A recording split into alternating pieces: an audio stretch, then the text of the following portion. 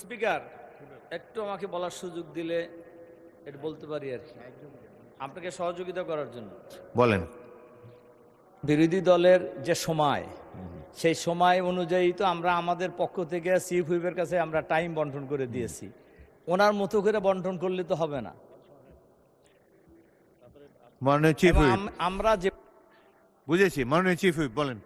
মাননীয় স্পিকার, সকলেরই বিষয়টা অনুধাবন করতে হবে। আমি আপনার মাধ্যমে ওনার সাথে কথা বলেছি একটু আগেও। বিষয়টা হলো যে আমাদের হাতে এখনও 12 থেকে 13 ঘন্টার সময় থেকে যাবে, আমরা আলোচনা করতে পারবো না। বিকজ আমরা 30 তারিখে যদি মাননীয় রাষ্ট্রপতি যদি সংসদ প্রয়োগ করেন, তাহলে আমাদের 12-13 ঘন্টা, প্রায় 14 ঘন্টার মতো সময় আমাদের হাতে থাকে। তো সেই হিসেবে ওনাদের বলেছি যে আমাদের মাননীয় মন্ত্রীবৃন্দ কেউ বক্তব্য রাখেন নাই, প্রতিমন্ত্রীবৃন্দ কেউ 2-1 জনের বক্তব্য রাখছেন, অধিকাংশ রয়ে গেছেন। আমরা যেটা করব সেটা হলো আজকে দিনের মধ্যে আমরা মাননীয় সকল মন্ত্রীদের এবং আমাদের যত বক্তব্য আছে সব বক্তব্য শেষ করার চেষ্টা করব। তো সেই কারণে আমরা মাননীয় মন্ত্রীদেরই সর্বোচ্চ 8 মিনিট এবং থেকে 10 মিনিট মতো সময় দিতে পারি, আর দিতে পারি না, আজকে কোনো অবস্থাতেই পারি না। আর আমাদের খায়ের ভূঁইয়া আমাদের খুব ভালো বক্তা, আমরা সবসময় চাইছি যে সে বসে বক্তৃতা দেব, কিন্তু আগে দেয় নেই, এখন আর সময় নেই।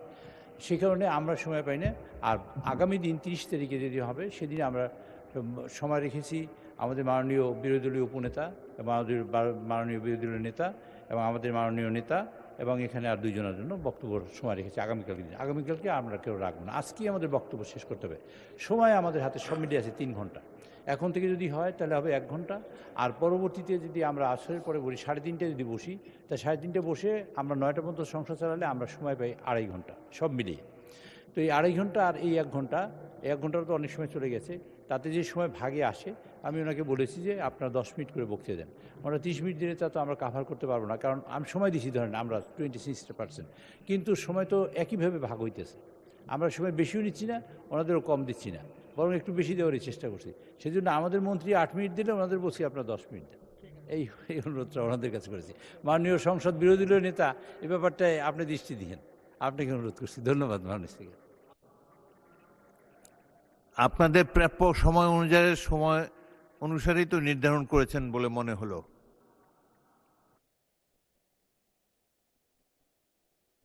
বলেন। জি, আমাদের সিনিয়র লোকদেরকে একই বলে, আমাদের লোকদেরকে আগে আমরা সময় কম দিয়েছি, সিনিয়ররা বেশি সময় বক্তব্য রাখার জন্য। আমাদের মাননীয় চিফ হুইপ আজকে এসে যদি এই বক্তব্য দেন যে সময় নাই, আমরা তো আমাদের সময় সেভ করে রাখছি, তো উনি কী করছেন এটা ওনার ব্যাপার। কিন্তু আমরা বিরোধী দলের যে অংশ আমরা সময় পাই, সেই সময় তো আমাদেরকে দিতে হবে। আমরা আমাদের অন্য অন্য সদস্যদের সময় আমরা কমিয়ে দিয়েছি সিনিয়রদের বক্তব্য শোনার জন্য। এখন আজকে উনি এসে যদি নতুন ফর্মুলা বলেন, তাহলে তো এটা হবে না। জি, মাননীয় সদস্য, তিনি সময় কমিয়ে দিয়েছেন মন্ত্রীদেরও, আপনাদেরও, সবাইরই বাস্তবতার প্রেক্ষিতে সকলেরই সময় কমে গিয়েছে। আচ্ছা যাক, দেখা যাক।